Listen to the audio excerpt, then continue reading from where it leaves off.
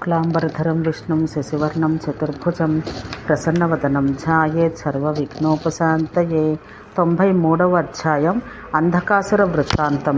అంధకుడను పేరు గల దైత్యాగ్రణి మందరగిరి యొక్క సుందర గుహలయందు తపక్లేశాదులు వహించి శివుని నుంచి గణముల ఆధిపత్య పదవిని ఎట్లు పొందగలిగెనో అన్న విషయం తెలుపుచు అది ఏ విధంగా సంఘటితమయ్యనో మీరు విన్నట్టుగా యథాప్రకారం మాకు వివరింపుడు అని ఋషిగణాలు సూతుని ప్రార్థించిరి. ఆ మాటలను విన్న సూతుడు ఇట్లు చెప్పెను. మందర పర్వతంపై అంధకుడు అను రాక్షసుడు ఎట్లు జన్మించెనో, అతడిపై శివునికి ఏల కృప కలిగింది, అతడికి పరమేశ్వరుని వరం ఎట్లు ప్రాప్తించింది అనే విషయాలు తెలుపుతున్నాను. నేను సంక్షేపంగా ఆ వృత్తాంతం తెలియజేస్తాను వినడు. పూర్వం హిరణ్యాక్షునికి ఒక పుత్రుడు కలిగెను. శక్తియందు పరాక్రమమందు అతడు తండ్రికి సమానుడు. దుర్భరమగు తపస్సు చేత అతడు మహాపరాక్రమాన్ని ప్రాప్తించుకొనెను. అంతేకాక అతడు బ్రహ్మ యొక్క కృపచేత మృత్యువు చేత కూడా అవర్జుడగునట్లుగా వరం పొందెను.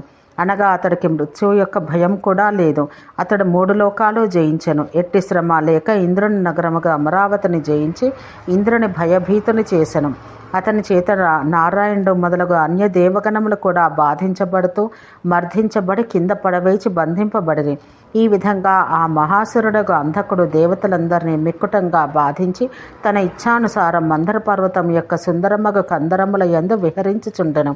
అంతట సాధ్యుల సహితంగా సర్వదేవతా ప్రముఖులు దేవేశ్వరుడు ఒక మహేశుని వద్దకు పోయి ఆయనతో దైత్యరాజుకు అంధకుని శస్త్రాస్త్రాలతో మేమెల్లరము చిన్నాభిన్నులమైపోయితిమి. వాని ఎదుట మేము పరాక్రమహీనులమైతిమి. అందుచేత మా శరీర అంగాలన్నీ విశీర్ణములు అయినవి అని విన్నవించారు. తమ గణేశ్వరుల ద్వారా అంధకుని ఆగమనం మొదలగు సర్వ సమాచారము విన్న శివుడు అంధకుని పైకి పోయెను. ఆ స్థలం వద్ద బ్రహ్మ, విష్ణువు, ఇంద్రుడు ఇంకను అన్య ప్రముఖులకు దేవతలు, శ్రేష్ఠులకు బ్రాహ్మణులు 4 వైపుల నుంచి పరమేశ్వరుని విజయానికి నినాదాలు చేసిరి. వారు తమ మకట సహితంగా చేతులు జోడించి అంజలించి జయ జయధ్వానాలను రుస్తూ శివుని ఏడ తమ భక్తిని ప్రకటించిరి. మహాదేవుడు కోట్ల కొలది వేల కోట్ల కొలది రాక్షస సమూహాలను భస్మమునర్చి తన త్రిశూలం చేత అంధకుని శరీరాన్ని భేదించెను. అనగా త్రిశూలం చేత అతడి శరీరాన్ని చీల్చి అతడిని స్మృతి లేని వానిగా చేసెను.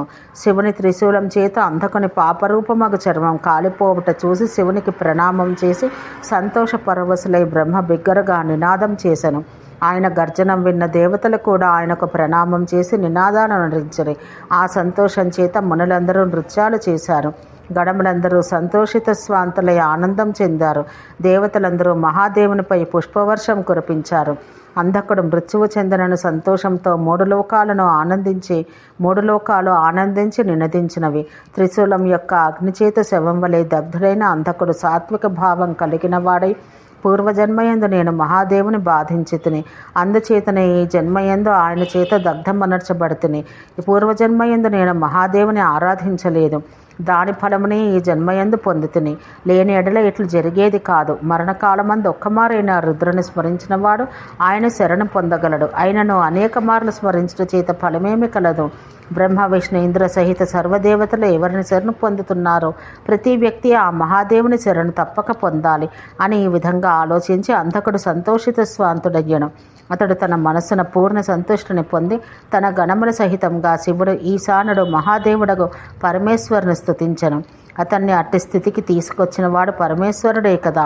ఘోర దుఃఖాలను హరింపచేయి మహాదేవుని అంధకుడు ప్రార్థించెను. అతడి చేత ప్రార్థించబడిన పిమ్మట దయాళుడగు దేవేశుడైన మహాదేవుడు త్రిశూల అగ్రభాగాన నిలిచిన హిరణ్యాక్షుని పుత్రుడగు అంధక దానవుని వైపు కృపాపూర్వకంగా చూసి, వత్స, నేను నీ ఎడ ప్రసన్నుడనైతని, నీకు శుభం కలుగుగాక. నీ మనస్సందరి కోరికను నేను తీరుస్తాను, వరము కోరుకొనము అని ఆజ్ఞాపించను. మహాదేవుడకు శంభుని మాటలు విన్న అంధకుడు హర్షపూర్వకంగా గద్గద కంఠంతో మహాదేవునితో, దేవా, దేవేశ, భక్తుల దుఃఖాలను బాపువాడా శంకర, నీవు నా ఎడ ప్రసన్నుడవై వరమయ్య కోరుకున్నచో నిరంతరం నీ ఎడ నాకు భక్తి నిలుచున్నట్లుగా వరమిమ్ము అని ప్రార్థించెను. అంధకుని వచనాలు విన్న మహాద్యుతిమంతుడగు శంకరుడు దైత్యేంద్రుడగు అంధకునికి దుర్లభమగు భక్తి అని వరం ప్రసాదించెను. అంతేకాక అతడికి గణాధిపత్య పదవి కూడా ప్రదానం చేసెను. అంధకుడు గానాధిపత్య పదవిని ప్రాప్తింప చేసుకున్న పిమ్మట దేవతలందరూ అతనికి ప్రణమిల్లిరి. అంధకాసుర వృత్తాంతం అనే 93వ అధ్యాయం సమాప్తం.